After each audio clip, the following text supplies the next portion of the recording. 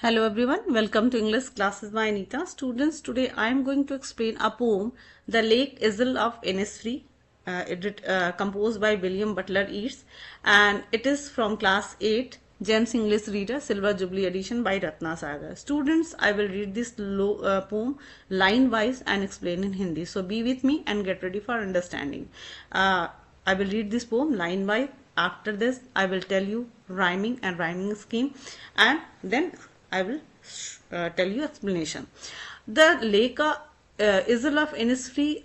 is a poem and is a lyric poem, or it explores the speaker's longing for a simple peaceful life on a small island in a lake. तो जो ये poet हैं उनकी जो strong longing है, यानी कि उनकी सबसे बड़ी इच्छा है, चाहत है कि वो जाके लेक इनिस्फ्री में जाके, जो लेक इज़ल ऑफ इनिस्फ्री है, वहां पे वो जाके रहें और एक सिंपल पीसफुल लाइफ वहां पे बिताएं, क्योंकि वो शायद किसी शहर में अभी रह रहे हैं फिलहाल। जब ने ये पोएम लिखा है तो वो शायद किसी शहर में रहते हैं और शहर में जो पोल्यूशन है और जो सिटी का जो लाइफ है, भाग दौड़ की जिंदगी से वो ऊब चुके हैं। इस वजह से उस सिटी के कंट्रास्ट में जो नेचर का जो इनिस्फ्री है, मतलब नेचर के बीच में इनिस्फ्री जो एरिया है, जगह है, वो उनको वहां पे बहुत ज्यादा अट्रैक्ट कर रहा है और वो वहां पे जाना चाहते हैं। तो चलिए पोएम को पढ़ते हैं और फिर उसके बाद इसकी हिंदी समझते हैं। तो I will arise and go now and go to Innisfree and a small cabin built there of clay and worthless made. 9 bean rows will I have there. A hive for the honey bee, and live alone in the bee loud glade. And I shall have some peace there, for peace comes dropping slow, dropping from the waves of the morning to where the crickets sing. There midnight's all a glimmer, and noon a purple glow, and evening full of the linnet's swing. I will arise and go now, for always night and day I hear lake water lapping with low sound by the shore. While I stand on the roadway or on the pavement's grey, I hear it in the deep herds go. तो सबसे पहले हम इस poem की rhyming देखते हैं। तो चलिए देखते हैं राइमिंग क्या है। तो इन इज फ्री, तो फ्री से राइमिंग है बी, और made with glade, slow with glow, sings with wings, day with grey and shore with core. तो यू कैन से कि द राइमिंग स्कीम है इसका ए बी, फिर इसी तरीके से सेकंड का भी है A B and this is also A B and A B. तो चलिए इसकी हिंदी एक्सप्लेनेशन समझते हैं। तो जो पोएट हैं यानी कि विलियम बटलर ईट्स हैं, वो कहते हैं कि मैं क्या करूंगा, आई will arise and go now, मैं उठूंगा और जाऊंगा, गो नाउ मैं अभी उठूंगा और अभी जाऊंगा, एंड गो टू इनिस्फ्री, और मैं इनिस्फ्री के लिए चला जाऊंगा। मैं यानी कि मैं उठूंगा और मैं इनिस्फ्री के लिए जाऊंगा। And a small cabin build their, और मैं एक वहां छोटा सा केबिन बनाऊंगा, केबिन मतलब छोटा सा घर बनाऊंगा, एक कमरा बनाऊंगा, of clay and weightless made. तो वेटलेस मेड का आप यहाँ पे देख सकते हो कि weightless means fence made of stick women together. तो छोटी छोटी लकड़ियों को मिला के हम लोग जैसे वो छप्पर वगैरह बनाते हैं या उस तरीके का, तो कह रहे हैं कि मैं छोटी छोटी लकड़ियों के टुकड़ों से उसका एक घर बनाऊंगा, और मिट्टी से यानी कि मिट्टी और लकड़ियों से मैं एक घर बनाऊंगा। 9 bean rows will I have their, और मैं वहां पे एक जैसे कि वहां रहेंगे तो खाने पीने के लिए भी चाहिए होगा, तो कहते हैं कि मैं वहां पे बीन्स के 9 रोज लगाऊंगा, यानी कि 9 पंक्तियों को लगाऊंगा ताकि मैं बीन्स ले सकूं। A hive for the honey bee, और वहां पे एक मधुमक्खी का छत्ता भी होगा जो जिससे मैं हनी ले सकूंगा। And live alone in the bee loud glade, तो ग्लेड का मीन्स होता है कि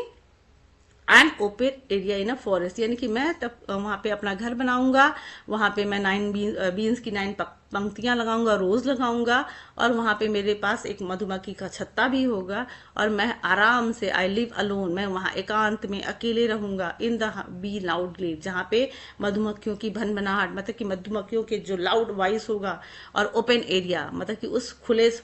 स्थान पर मैं मधुमक्खियों की आवाज, जहाँ पे मधुमक्खियों की आवाज गूंजती है, मैं उनके बीच में एकांत में वहां रहूंगा। यानी कि जो पहला स्टेंजा है वो पोएट कहते हैं कि मैं उठूंगा और इनिस्फ्री जाऊंगा, क्योंकि वो सिटी लाइफ से ऊब चुके हैं और पोल्यूशन से ऊब चुके हैं, यहाँ की भाग दौड़ से ऊब चुके हैं। तो वो चाहते हैं कि वो इनिस्फ्री जाएं, जहाँ पे वो अपना उन्होंने बचपन बिताया है, और उनकी बहुत इच्छा है कि वो वहां जाएं और वहां पे अपना एक छोटा सा घर बनाएंगे। वहां पे 9 रोज बीन्स लगाएंगे, और उनके पास एक हनी बी भी होगा, यानी कि हाइव भी होगा, मधुमक्खी का छत्ता भी होगा, और वहां एकांत में वो मधुमक्खियों की आवाज में एकांत में शांति से रहेंगे।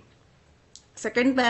जो स्टेंजा है, and I shall have some peace there, और वहां मेरे पास शांति ही शांति होगी, मतलब वहां मुझे शांति मिलेगी। For piece comes dropping slow, और जो ये शांति है ड्रॉपिंग स्लो मतलब धीरे धीरे धीरे आएगी, क्योंकि कोई भी शांति जब हमें महसूस करना है तो अचानक से शांति नहीं आ जाती, वो हम धीरे धीरे वो शांति हमें महसूस होगी, मतलब कि वो शांति धीरे धीरे, ड्रॉपिंग स्लो मतलब धीरे धीरे मेरे पास गिरेगी। Dropping from the veils of the morning, और कहते हैं कि जो वेल्स यानी कि घूंघट, यहाँ पे जो मॉर्निंग का जो है वो जो सुबह है वो घूंघट नुमी घूंघट रूपी उसमें अपना एक जो शांति है उसके सुबह की जो धुंध है, छांव है, उससे जो ठंडक है वो सुबह से उस अपने घूंघट रूपी मुख से वो अपनी जो शांति है वो धीरे धीरे मेरे पास आएगी। टू वेयर द क्रिकेट सिंग, जहाँ पे क्रिकेट आप जानते हो झिंगुर जिसको कहते हैं क्रिकेट, वहां पे जहाँ पे क्रिकेट अपना गाने, यानी कि मॉर्निंग के सुबह में सुबह के जो एक धीरे धीरे उजाला आता है, फिर धीरे धीरे जैसे ड्रॉपिंग कहते हैं, स्लो ड्रॉपिंग का मतलब है कि धीरे धीरे आना, क्योंकि आपको पता है कि जैसे जब सुबह होती है तो पहले थोड़ा अंधेरा होता है, फॉग जैसा दिखता है, फिर धीरे धीरे धूप आना शुरू हो जाता है, फिर वो चमकने लगता है, मतलब तेज धूप हो जाती है। तो यहाँ पे राइटर कहते हैं कि जो ये शांति है वो धीरे धीरे आएगी, जैसे घूंघट धीरे धीरे ओपन करने पे जो चीजें धीरे धीरे खुलती हैं, ऐसे ही जो सुबह है वो शांति को मेरे पास धीरे धीरे लेकर आएगा, और वहां से लेकर आएगा जहाँ पे क्रिकेट गाना गाते हैं, मतलब क्रिकेट के जो सॉन्ग है उससे भी मुझे शांति मिलेगी। क्योंकि आप लोग को पता है ना, झिंगुर जहाँ बहुत शांत एरिया होता है, एकांत एरिया, वहां पे उनकी आवाज सुनिए तो जैसे अगर आप गांव वगैरह में जाइए तो खेत वगैरह में झिंगुर की आवाज आती तो लगता है कि यहाँ पे कोई यहाँ नहीं है, और झिंगुर की आवाज, क्योंकि जहाँ पे हम लोग रहते हैं सिटीज में, वहां आपको झिंगुर की आवाज सुनाई देती, तो वो जो शांति है वो उसका भी एक प्रतीक है कि क्रिकेट जहाँ पे सिंग करता है वो एकदम एकांत होता है, अलोन एरिया होता है। There midnight's all glimmer, और वो कहते हैं जो पूरी उस जंगल की जो पूरी रात है, मिडनाइट मतलब अंधेरी रात है, जब आसमान में तारे चमकते हैं, मून चमकता है, तो जो लेक है इलिस्प्री का, वो उसमें से जो उनकी जो चमक है वो ग्लिम्स करता है, मतलब चमकता है पूरी रात वो चमचमाता है। And Noon a purple glow, और जब दोपहर की जो धूप है उस पानी पे पड़ती है, लेक पे पड़ती है, तो उसमें जो चमक आती है वो पर्पल कलर की होती है, मतलब कि उससे भी मुझे बहुत शांति मिलेगी। And evening full of the Lynette wing, और जब शाम होती है तो पूरा जो लेक का एरिया है वो लिनेट विंग से, यानी कि लिनेट जो एक सिंगिंग बर्ड है, छोटा सा बर्ड है, उसके पंखों से भर जाते हैं, यानी कि या तो वो पानी पी के तालाब से वापस जाते हैं अपने घरों में, या फिर वहां पे पानी पीने आते हैं, तो जो शाम है वो लिनेट विंग से वहां भर जाती है। यानी कि जो पोएट कहते हैं कि जो शांति है वो जो सेकंड स्टेंजा में है, वो पोएट कहते हैं कि जो शांति है वो हमें कैसे मिलती है, धीरे धीरे आती है, मतलब इस शांति को हम धीरे धीरे महसूस करते हैं, जैसे कि एक सुबह आ रही हो और अपना घूंघट धीरे धीरे खोल रही हो, जहाँ पे क्रिकेट सॉन्ग मतलब अपना गाना गा रहे हों, एंड जो आधी रात की जो तारों की चमक है, चांद का चमक है, जो रोशनी आती है वो पानी पे पड़ती है, तो बहुत पूरा आधी रात को पूरा जो जंगल है वो चमचमाता रहता है। एंड नून अ पर्पल, और जब दोपहर की धूप पानी पे पड़ती है तो एक पर्पल कलर का, बैगनी कलर का जो रोशनी पड़ता है वो मुझे शांति देती है। और शाम के टाइम जब लिनेट्स आते हैं और उनके जो विंग्स चारों तरफ दिखाई, यानी कि लिनेट्स के विंग से मुझे देखकर मुझे बहुत शांति महसूस होती है। आई will arise and go now, फिर पोएट कहते हैं कि मैं उठूंगा और मैं अब तुरंत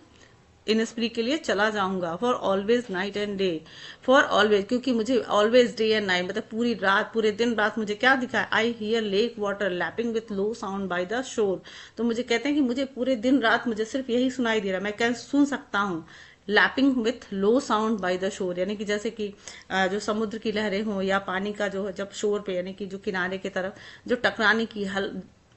पानी की लहरों की अपने जो किनारे का टकराने की जो आवाज आती है वो लो साउंड, लैपिंग साउंड जिसको कहते हैं, वो मुझे दिन रात सुनाई देता है। While I stand on the road, या तो मतलब मैं जब भी रोड पे खड़ा रहता हूँ, या फिर पार्मेंट ग्रे का मतलब कि जो सिटी के लाइफ में जो ग्रे यहाँ कहने का मतलब है डार्क एस्पेक्ट ऑफ सिटी, यानी कि पोल्यूशन, भाग दौड़,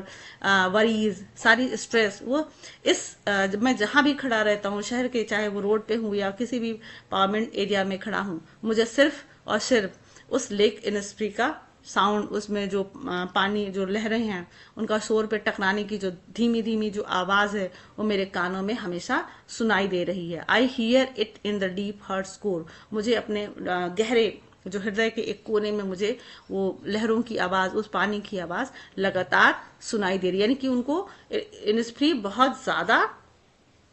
याद आ रहा है, उनको बहुत उनकी लॉन्गिंग हो रही कि वो सिटी एरिया की लाइफ से भागकर वो तुरंत इनिस्फ्री चले जाएं। मतलब वो चाहते हैं कि वो किस तरीके से जल्दी से भाग के वो वहां पर पहुंच जाएं। तो स्टूडेंट्स, ये जो पोएम का ये थीम है वो है कि द पोएम